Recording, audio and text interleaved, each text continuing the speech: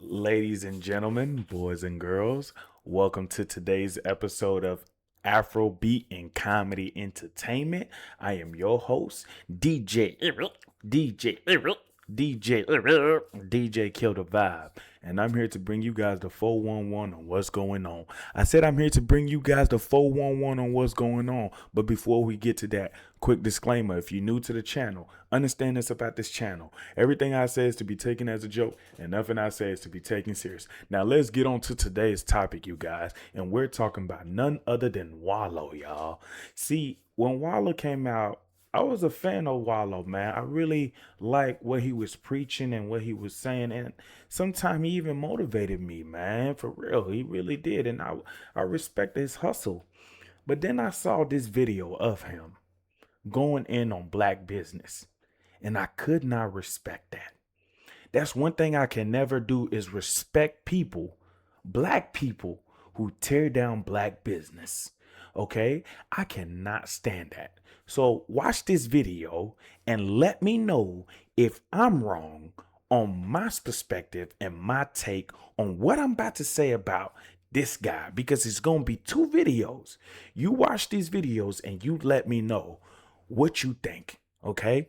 Oh, I'm black. No black people. Nobody gives a fuck about that. Kill that shit. Either you got a good business or you don't. All that shit, don't nobody want to hear that shit. That's a hustle. Support me because I got a black business. Is your restaurant clean? Is the food good? Do you got consistent cooks? Is the material of your shit good? Stop doing that. Oh, you support the white people. No, I support consistency, baby. Yeah. Well, fuck about what color you is. I'm gonna spend my money. That paper, I'm gonna spend them millions where the fuck I wanna spend it at. Whether it's Porsche, Ferrari, Lambo, I'm gonna do what the fuck I wanna do while I'm here. But I'm gonna tell you one thing, I ain't gonna be finessed off some black shit. But one thing about it, 70% of you motherfuckers is not going to make it. I'm not no motherfucking fake ass motivational speaker that talk this dumb shit. I'm the number one nigga in the country. You know why? Y'all seen me come out of the penitentiary. I make millions, and I make millionaires, baby. You understand me? I come from the ghetto. Us. That's the video. He said in that video, right? He's not going to be finessed off of some black shit. But you are being finessed off of some white shit, though, right? Ferrari is definitely going to finesse you regardless, bro. So you rather get finessed by white people than black people. That's what you're saying. Because either way it goes, you're getting finesse, right? But the part that's really striking me and really hurting me the most is him saying 70% of you niggas is not gonna make it. Wallo, you were once that 70%. You was once that guy that wasn't supposed to make it, but you made it. And you talking down on a black business? For what? You talking down on a black business? You're not willing to help that business, but you're willing to talk down on a business. Have you even supported black business before? I support black business. And if the restaurant isn't clean, if the restaurant isn't this, and the restaurant isn't that, you are not obligated to help. Okay? You're not. You don't have to eat at that restaurant. You don't have to support that business anymore, but you keep your mouth shut. Okay? If you're not going to tell them that shit directly, you keep your mouth shut about it. Okay? You don't have to go to that restaurant anymore. You don't have to support that restaurant. I know for a fact you're not supporting a good black business. I know you're not supporting a good black business because that is not being pushed out there. The only thing that's being pushed out there is what you're saying about bad black business, right? If that's even a thing, because all business is gonna be bad if you come across a rude employee, but you're still gonna shop there. You're still gonna go and buy a Ferrari, right? Even if they was fucked up to you, even if they told you, nah, you can't spend your money over here. We don't want your money. Prime example, Tory Lanez, when he was kicked out of that store because they're like, hey, listen, they didn't believe that he could afford the things in there. And what did he do? He bought up the whole fucking store, right? Bullshit ass flex. And Wallo is a part of the problem. And people who support Wallo's theory and thought process, you're a part of this problem too. You definitely a part of the problem. What the fuck do you mean 70% ain't gonna make it? When you got out the penitentiary that you brag so much about, my nigga, who you think was supporting you? Who the fuck you think was over here liking and sharing your videos? White people can't relate to you. White people don't know you. They cannot relate to anything that you're doing or saying. These was black people who wanted to see a brother who got out the penitentiary, and they wanted to see you rise, bro. And you got the nerve to be talking down on black business? These are the type of niggas they put in power. These are the type of niggas y'all uplift. These are the type of niggas that would have definitely pulled that trigger on Malcolm X. I'm telling you guys this shit right now. Wallo is a prime example of this shit. And you know why? Take a look at this video right here. This is him crying to Little Dirt and everybody in the room, right? He's crying to Little Dirt and literally niggas who are a part of the destruction of the black family. Watch this video and you let me know if I'm wrong. Watch it. Because some of y'all in this room, y'all might not see next year. Y'all might not see next week. And niggas ain't saying that to y'all because a lot of y'all niggas ain't got no fathers and none of that shit. So my position is here and here or some shit like, damn, I fuck with you young niggas. Because when I was young, ain't too many niggas give me the game.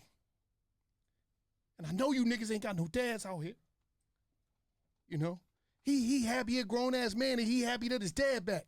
Grown. He's like, damn, because he missed that shit. And I know a lot of niggas that gave y'all game, they gave y'all game that was beneficial to them and it wasn't beneficial to y'all and it put y'all in a fucked up position in life.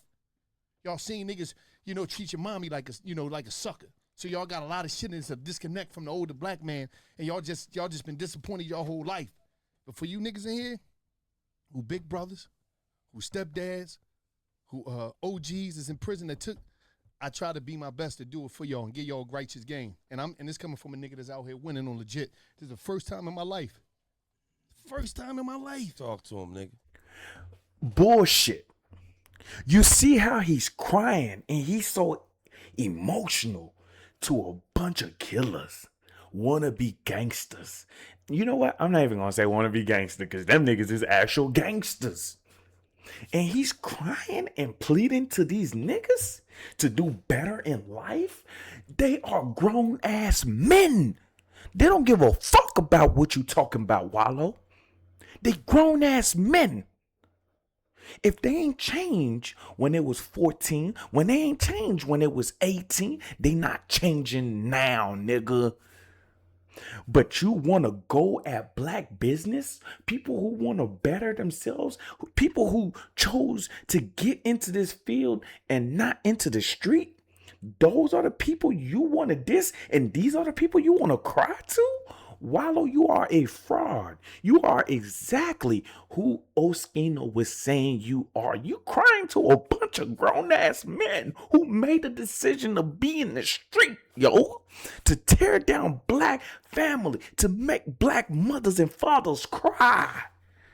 And you telling me these are the niggas you want to cry to.